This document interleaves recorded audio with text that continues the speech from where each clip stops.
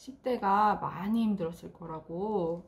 그러면서 어떤 표현을 쓰셨냐면 마치 귀신 들린 것 같은 느낌처럼 귀신.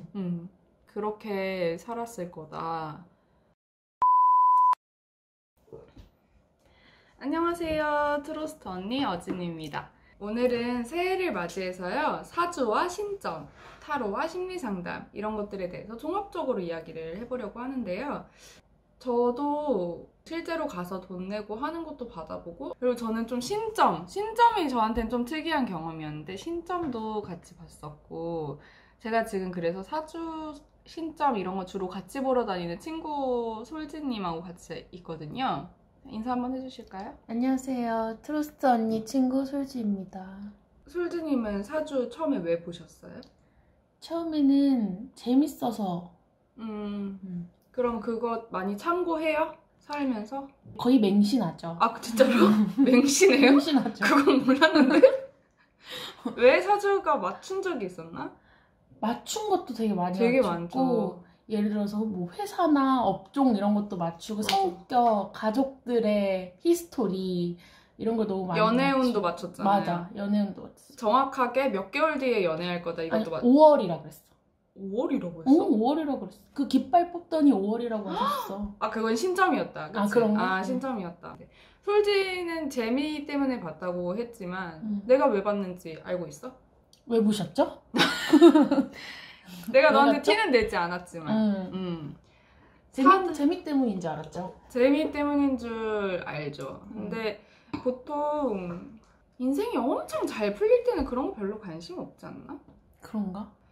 보통은 좀 힘들 때 사람들이 많이 보는 것 같아요.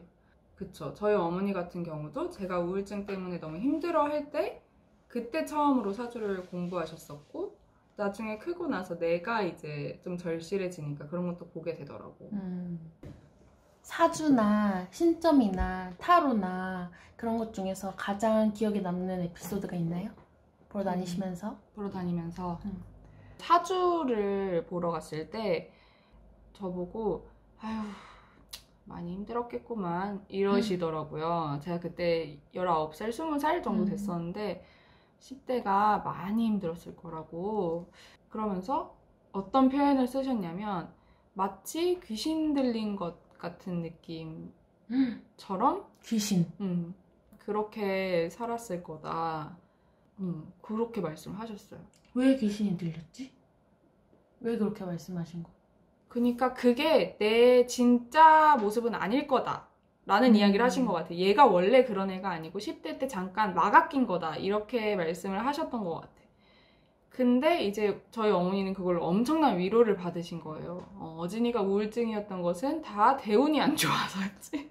그때만 넘기면 괜찮아질 거다. 그때만 넘기면 괜찮아질 거야. 이렇게 막 그렇게 바랬던 거죠, 우리 엄마도. 근데 저는 그 말이 나중에 돼서까지 되게 기억에 많이 남았어요. 제가 만약에 그때 정신과라든지 심리상담이라든지 이렇게 더 적절한, 더 심리치료의 전문적인 곳에 갔더라면 대운이 좋아질 때까지 기다리기 전에 제가 조금 더 회복에 도움을 많이 받을 수 있었겠죠.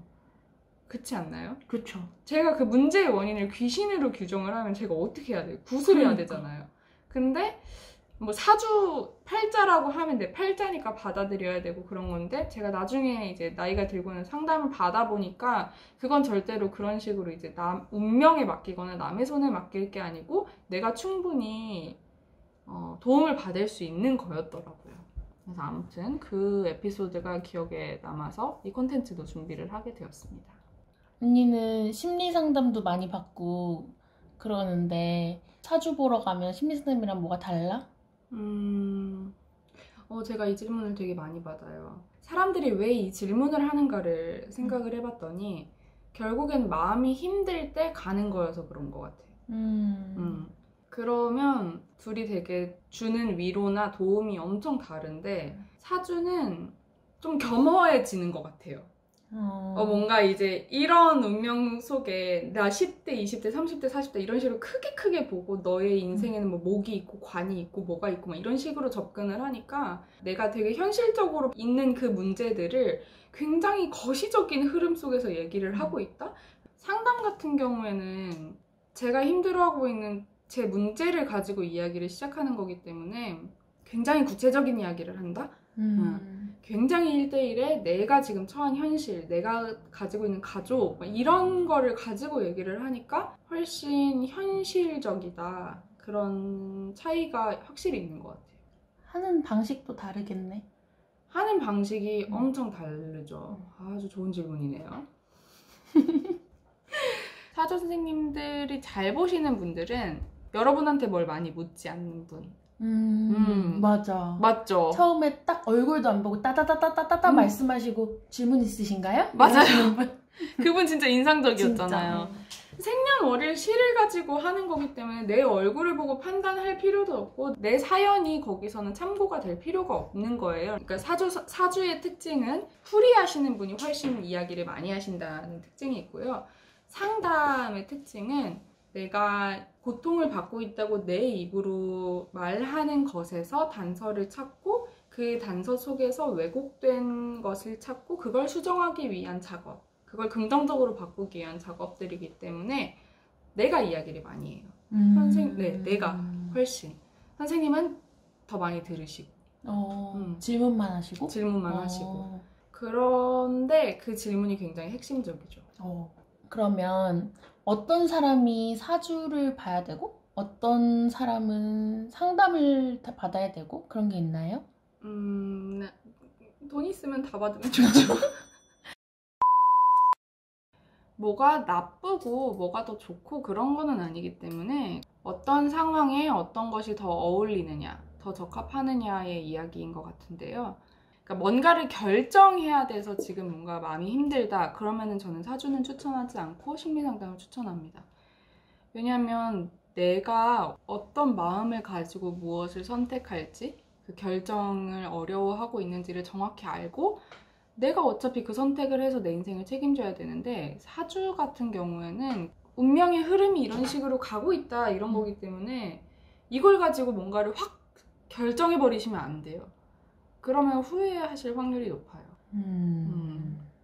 그리고 두 번째로 굉장히 명확하게 우울증, 불안장애 등등 심리적인 질환을 가지고 계시는데 답답한 마음에 사주 신점 타로에 의존하시는 분들이 있으세요. 계속 보는 거예요. 그냥 내 운세가 오늘 어떻고 오늘 뭘 조심해야 되고 뭐를 가지고 나가야 되고 막 그러면서 의존하시는 분들이 있는데 그게 심리적으로 위로가 되신다면 뭐 크게 그게 나쁘다고 할 수는 없지만 절대로 근본적인 해결책은 아닙니다.